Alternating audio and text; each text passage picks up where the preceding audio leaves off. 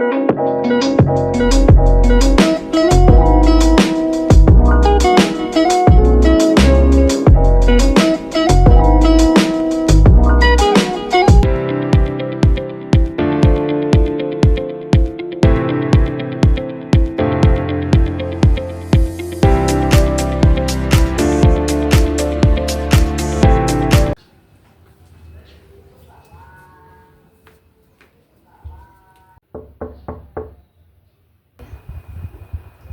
kabarnya hari ini? Alhamdulillah baik Bu. Alhamdulillah. Di sini tadi pakai apa kesini? Tadi kebetulan naik Gojek sih kesini. Oh, jauh berarti ya dari sini? Lumayan sekitar 15 menit sih, nggak terlalu. Oh, 15 menit. Sebelum kesini ada kegiatan kah? Tadi habis dari kampus aja sih. Oh, habis dari kampus. Oh, berarti mahasiswa semester berapa kalau boleh tahu? Sekarang semester 7. Oh, semester 7. Jurusan apa? Jurusan pendidikan biologi. Oh, pendidikan biologi. Iya. Kalau boleh Ibu tahu, Ananda datang ke sini ada kepentingan apa? Ini sih Bu, saya mau konsul sedikit mengenai masalah yang agak saya pikirkan akhir-akhir ini.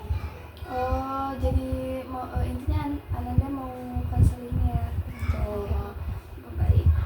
Sebelumnya boleh Ananda perkenalkan diri terlebih dahulu? Ya, perkenalkan nama saya Anissa. Saya seperti tadi saya dari saya masih kuliah jurusan pendidikan biologi semester 7 gitu. Baik. Sebelumnya Ananda sudah pernah melakukan sesi konseling? Sebelumnya belum sih. Oh, belum ya. Udah, mungkin sebelum kita melakukan sesi konseling, nanti Ibu mungkin akan jelasin terlebih dahulu ya apa itu konseling. Nah, di sini mungkin karena Ananda tadi juga udah memperkenalkan diri, mungkin Ibu ya sekarang yang memperkenalkan diri. Baik, di sini nama Ibu Retna Wiratun Nafisya, bisa dipanggil aja Ibu Retna. Nah, di sini mungkin Ibu akan menjelaskan terlebih dahulu ya apa itu sesi konseling. Nah, di mana sesi konseling ini yaitu kita sama-sama Ibu sebagai konselor dan Ananda sebagai klien menemukan solusi terkait permasalahan yang nantinya Anda ceritakan kepada saya. Tapi di sini Ibu cuma mengarahkan dan membimbing Anda untuk Anda sendiri yang mengambil solusi tersebut bagaimana, karena nantinya Ananda sendirilah yang akan menjalankan solusi tersebut. Nah, di dalam konseling ini terdapat 3 asas. Yang pertama yaitu asas kerahasiaan, di mana semua yang Ananda ceritakan, semua yang Ananda sampaikan kepada Ibu akan dirahasiakan, hanya kita yang saja yang tahu. Yang kedua yaitu asas kekinian, yang mana nantinya semua yang Ananda ceritakan, apa yang Ananda rasakan saat ini, apa yang sedang Ananda bingungkan, menjadi permasalahan yang sedang dihadapi Anda. Yang ketiga yaitu asas kegiatan, di mana kita sesi ini akan berjalan 1 jam ke depan. Jadi Ananda boleh ceritakan terkait permasalahan Ananda, kita juga bisa mendiskusikan tentang solusi yang nantinya Ananda bisa lakukan. Nah, satu pertemuan ini yaitu 1 jam. Nanti kalau misalkan masih ada yang ingin diceritakan tapi waktunya sudah selesai, mungkin kita akan lanjut di sesi kedua nih. Jadi, apakah Ananda sudah mengerti? Sudah dapat mengerti. Baik, kalau misalkan Ananda sudah mengerti, mungkin apakah sesi konseling ini bisa mulai dan Ananda sudah siap? Baik. Nah, tadi kan Ananda bilang Ananda sedang ada yang dibingungkan. Boleh Ananda ceritakan apa yang sedang Ananda bingungkan saat ini?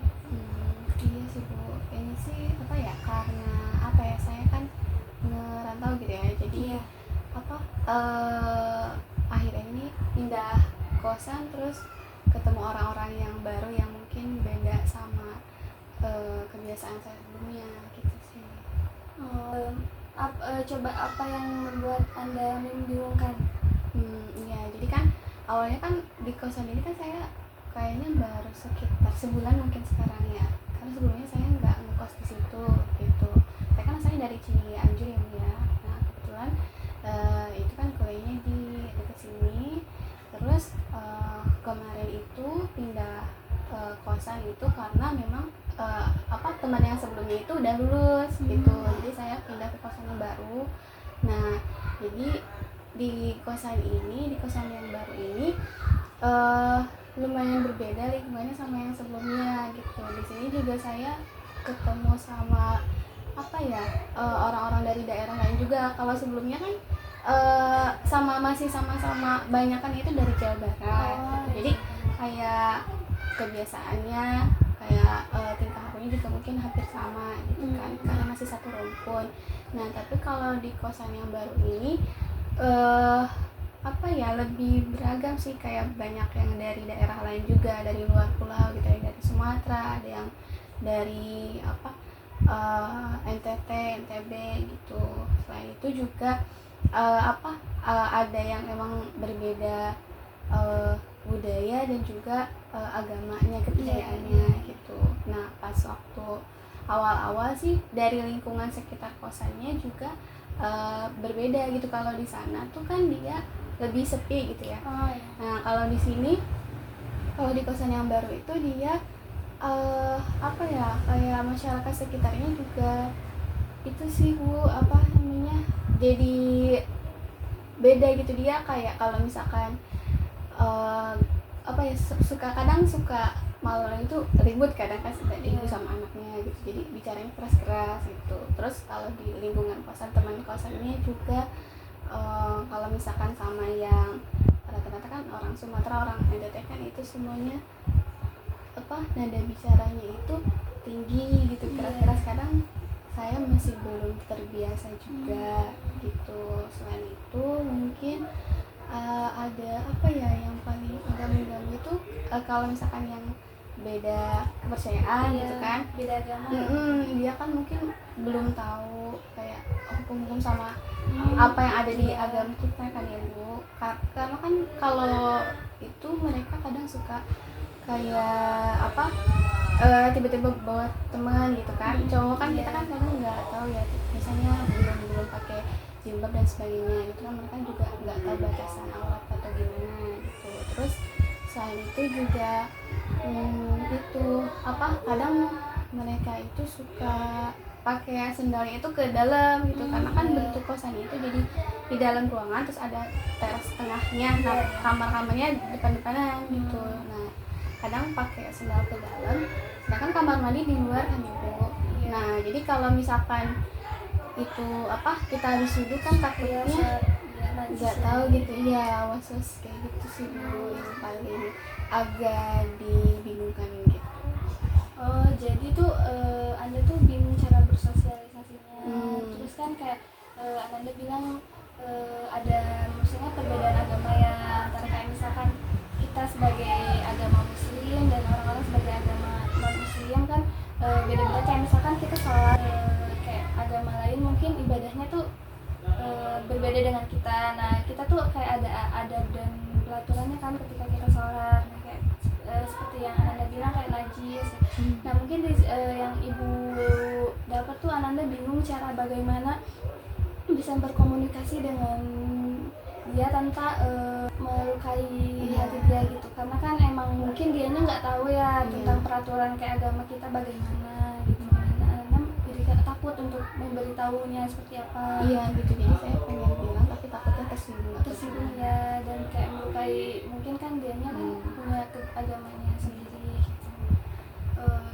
Apakah Ananda sudah mencoba kayak misalkan mendekati dia, terus kayak coba beritahu, mungkin Ananda ajarkan bagaimana tentang agama Islam, peraturannya dan lain-lain?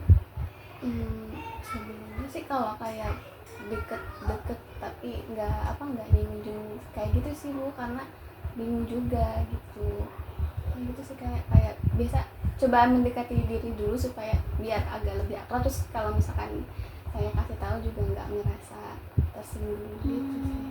Tapi ibu boleh tanya, Ananda sendiri nyaman nggak di kosan yang sekarang? Sebenarnya nggak nyaman sih kalau misalkan dari ada beberapa hal yang bisa bikin nyaman. Nah ada yang hal seperti itu mungkin kan kalau lama kelamaan juga agak mengganggu juga gitu sih.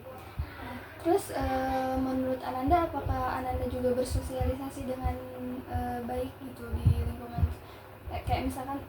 sendiri tuh bisa bersosialisasi gitu. Tadi kan kata Ananda juga berbeda-beda bahasa, kayak misal daerah atau kebiasaan karakter juga mungkin ya, kayak misalkan Ananda kan dari Jawa, terus kayak misalkan dari Banten, kayak ngegas kan gitu. Nah, Ananda sendiri tuh bisa bersosialisasi atau misalkan ya itu belum bisa, karena belum bisa bersosialisasi jadinya susah gitu.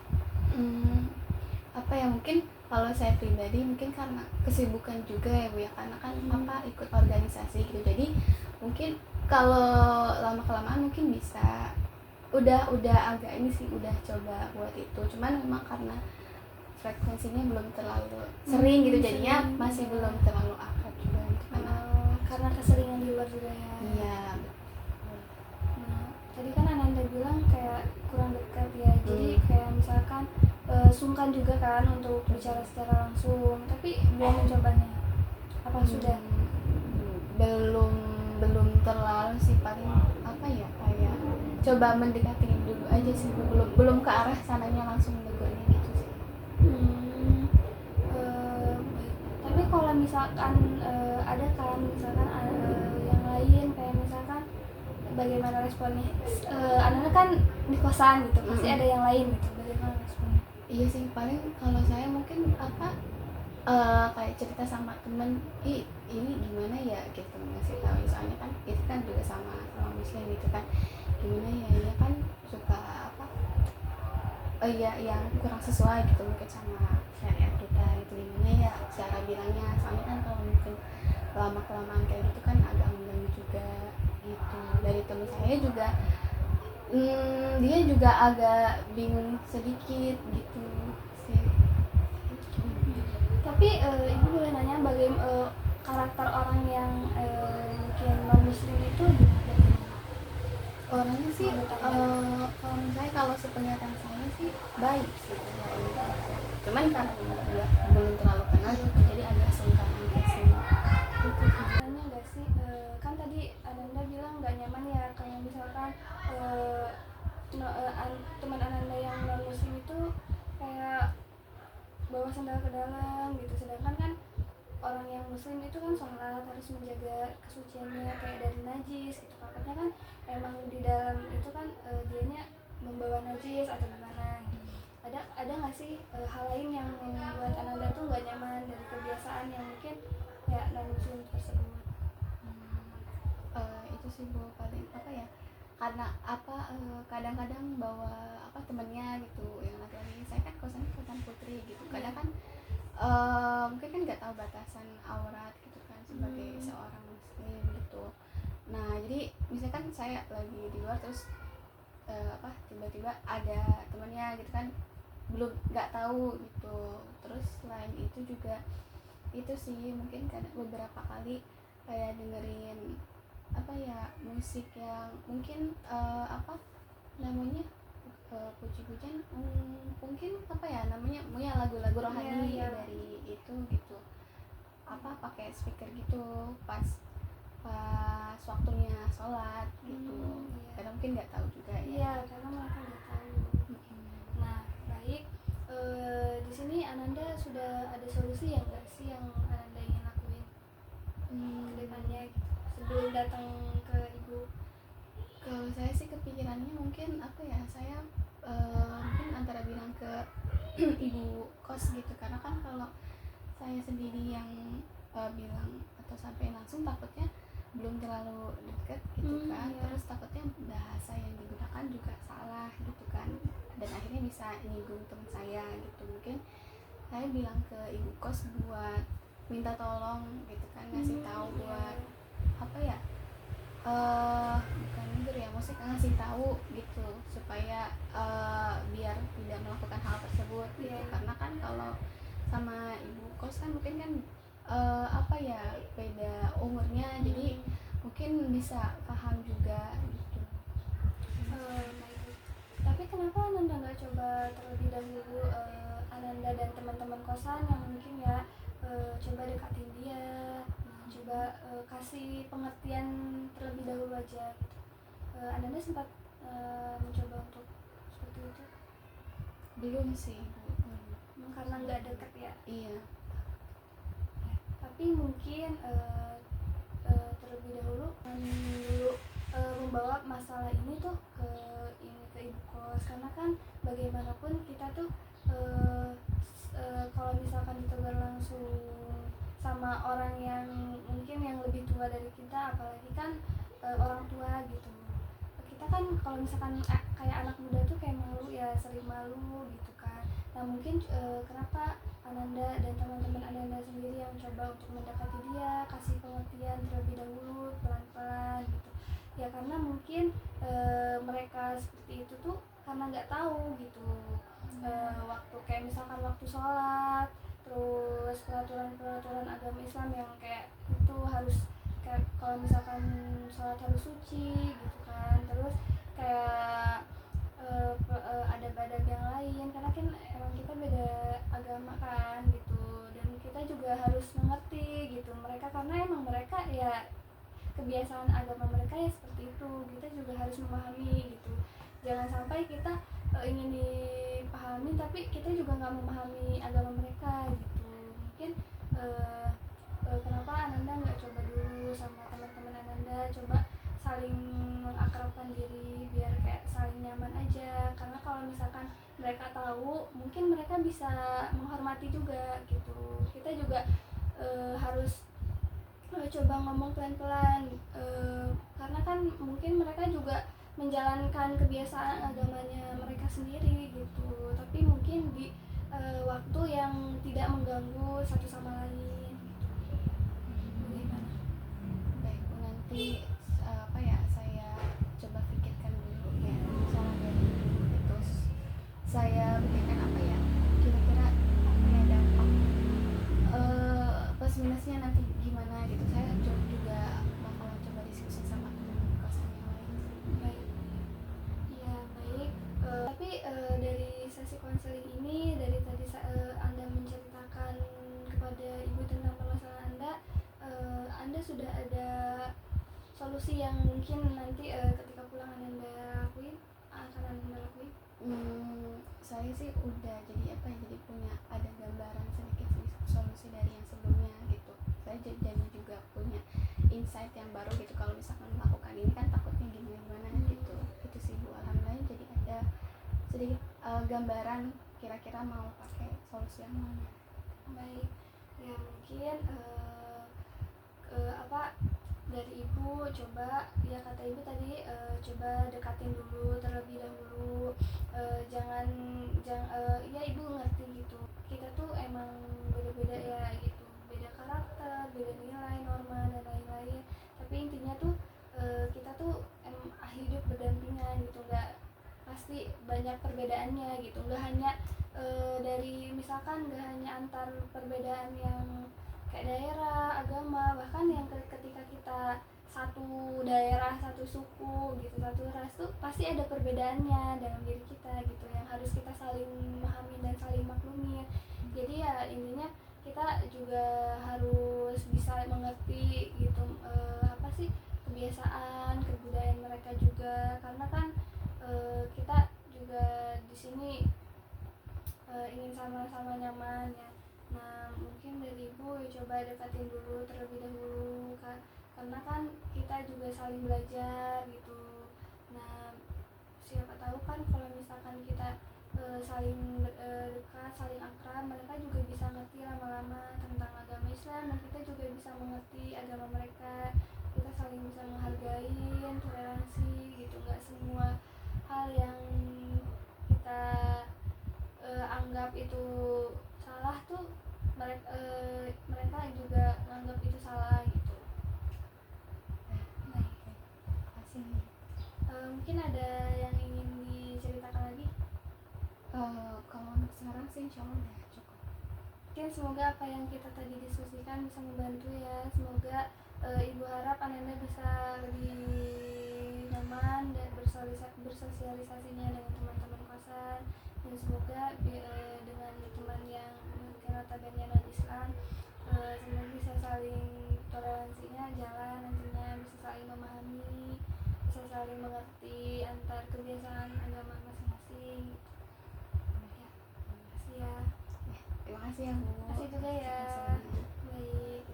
kalau misalkan ada yang ingin diceritakan